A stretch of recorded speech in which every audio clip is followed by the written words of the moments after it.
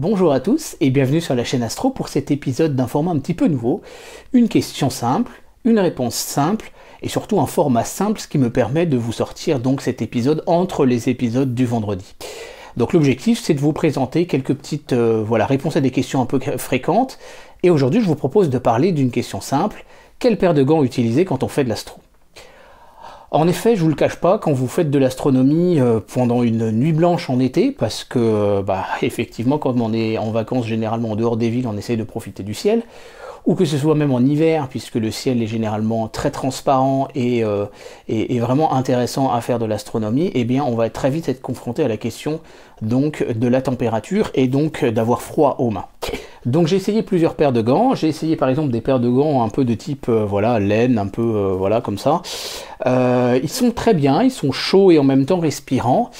Ceux-là en plus de ça, ils m'avaient été offerts par une de mes sœurs et en fait ils sont tactiles pour les écrans de smartphone. Donc c'est pas mal si vous utilisez votre smartphone comme carte du ciel. Le problème c'est que la reconnaissance d'empreintes digitales, elle ne marche pas avec ces gants-là. Donc résultat, on passe quand même son temps à les retirer et puis à les remettre.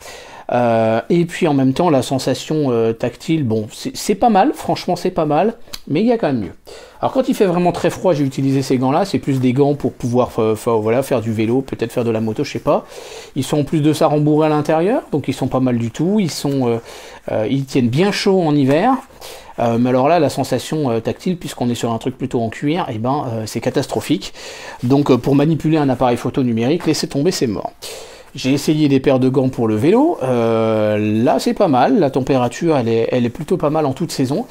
La sensation tactile, bon, elle est pas mal, mais voilà. Et en fait, avant d'aller à Saint-Véran, je voulais absolument trouver vraiment des bonnes paires de gants adaptées parce que j'allais avoir pas mal de manip à faire. Et j'ai trouvé cette paire de gants chez Decathlon que je trouve absolument géniale. Donc c'est pour ça que je vous parle de ça aujourd'hui. Donc c'est une paire de gants qui fait mitaine. Donc quand vous mettez vos doigts comme ça, vous pouvez avoir tous vos doigts qui sont découverts. Donc idéal pour manipuler pour manipuler un smartphone avec l'empreinte digitale, pour manipuler tous les appareils photo numériques. Et en même temps, quand vous avez terminé, vous avez juste, hop, deux petits capuchons à mettre, et là, à ce moment-là, vous avez chaud, vous êtes bien protégé, bon, il y a un tout petit peu d'air qui passe, mais vraiment pas grand-chose, ils sont vraiment top, et ensuite, quand vous avez besoin de les utiliser, il suffit de recacher un petit peu, de ressortir les capuchons. Pour les retirer, c'est pas mal, parce que vous avez deux petits crans comme ça, hop, et ils viennent tout seuls, donc ils sont vraiment très bien conçus, pour vous aider à les mettre, vous avez la même chose de l'autre côté. Donc c'est vraiment un travail de génie de la part de chez Decathlon. Il coûte 17 €, donc c'est un tout petit peu cher, effectivement. Par contre, je trouve qu'au niveau température, ils sont top. Au niveau épaisseur, ils sont peu épais et en même temps, ils restent chauds. Très sincèrement, j'étais ravi de les utiliser à Saint-Véran et il se trouve que j'étais pas le seul à avoir la même paire de gants à Saint-Véran. Voilà, donc le conseil du jour, c'est cette paire de gants de chez Decathlon. Je vous donne la référence dans l'espace commentaire. N'oubliez pas également qu'on perd vite beaucoup de chaleur par la tête. Donc pensez simplement à prendre un bon bonnet.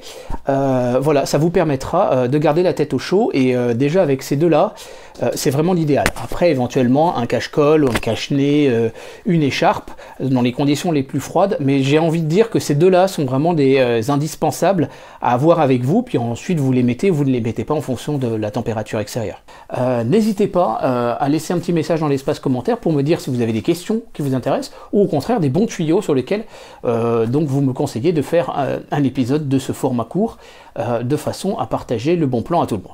Je vous remercie de votre attention, je vous donne rendez-vous dans les prochaines vidéos, n'hésitez pas à aller parcourir d'ici là les autres vidéos de la chaîne et à partager cet épisode autour de vous. Je vous dis à très bientôt sur la chaîne Astro, merci, au revoir.